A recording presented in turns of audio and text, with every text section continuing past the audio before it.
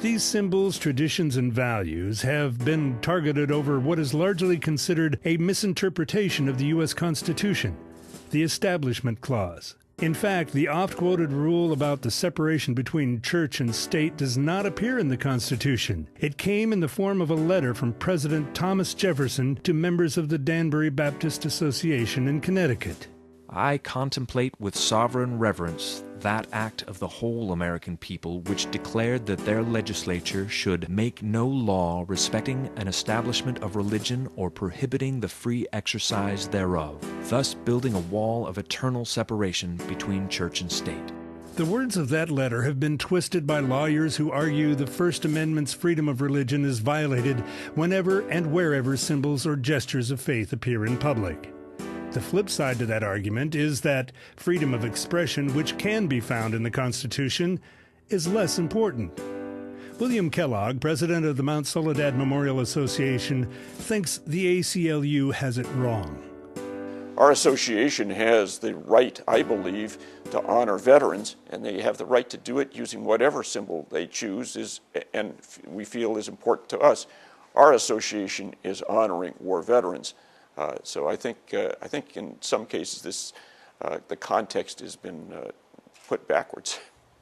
The ACLU's Establishment Clause argument indeed seems to suggest that by removing symbols of faith from the public, the government would protect those who might be offended by them. That's a reach, according to Hiram Sasser, an attorney for the Liberty Legal Institute. You would have to go extremely out of your way to be offended by this memorial. The only person I could imagine that would be offended by this memorial is someone who was seeking out offense simply for the purpose of establishing a case. There's no other reason to even bother with this memorial. The odds of someone even seeing it are so remote that it would have to be someone who was intentionally just wanting to set up a case in order to pretend to be offended by this. But why?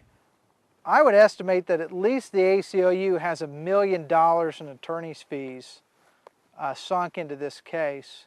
I would not be shocked if they have $2 million sunk into this case. There was a very similar length case that the ACLU was involved in where they were awarded $2 million in attorney's fees. So I can imagine that they could have $2 million worth of attorney's fees in this case. Well, obviously the ACLU found a very sympathetic court. They found a memorial out in the middle of nowhere that didn't think anyone would care about or would want to fight and defend. So obviously they could bring this case and try to win, and if they could, then they're entitled to their attorney's fees, which would obviously be significant, which could total, like I said, up to $2 million for a case like this. Henry and Wanda Sandoz, who have been caring for the Mojave Cross since the death of John Riley Bembry, hope the court will understand that this is not about religion, but about veterans. Now it's been up there long enough that we've got used to just seeing a cross. We know what's a box, but we know what's underneath that box, and that is the important thing. It still makes us mad, though. Oh, every yes. time like when we're driving up there, for so many years we drive up and see the cross, and now you drive up and the box just like a slap in the face. Like you said, we were kind of used to it, but just the initial shock when you first go up there, when we haven't been there for maybe a couple of months, now that we live so far away, we don't get to go as often. And it's like, it's just very offensive to see that box. She used to drive a school bus, and she drove by it every day, too. Maybe that's why it bothers me more, because I saw it so often. I saw it on a daily basis. For 14 years, I drove the school bus by there several times a day, and I'd always look for it. I knew exact spot in the road where I could see it, and it just, I don't know, it always gave me a sense of peace to see it there, knowing what it was there for. And it would always remind me to be thankful for our veterans and what they did for our country, and it just, it's really sad now that it's not, you can't see the cross anymore. Well, the general sentiment of the community is that it's a frivolous lawsuit, that it is much ado about nothing.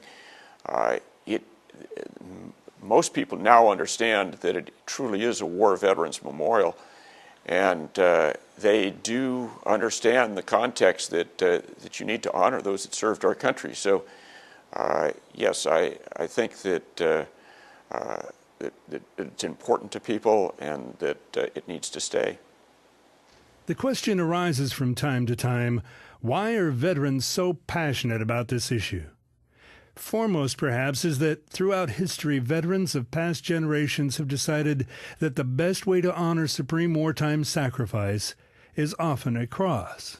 World War I memorials throughout the world, whether it's New Zealand, the Czech Republic, England, the United States, have traditionally been in the shape of a cross.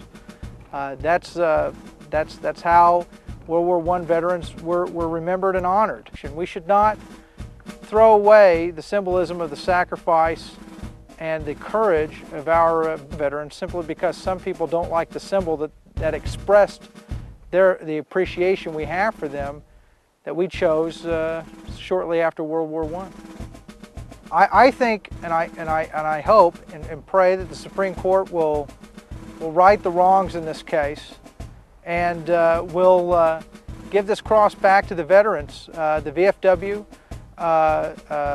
is the organization that they would give it back to, but I want them to be able to give it back to the veterans who fought and died and earned this memorial, and allow them to continue to preserve it as it's been privately preserved since 1934, and hopefully we can get this box off of this memorial and let it be shown once again for what it is. It's a World War I Veterans Memorial, honoring the sacrifice and selfless service of those World War I veterans.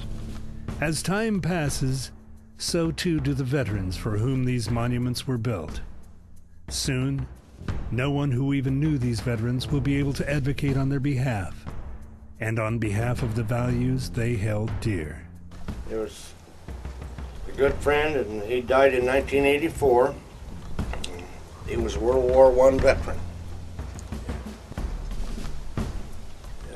Miss him dearly. I'll miss that cross dearly if it has to be torn down. That's all I have to say about it.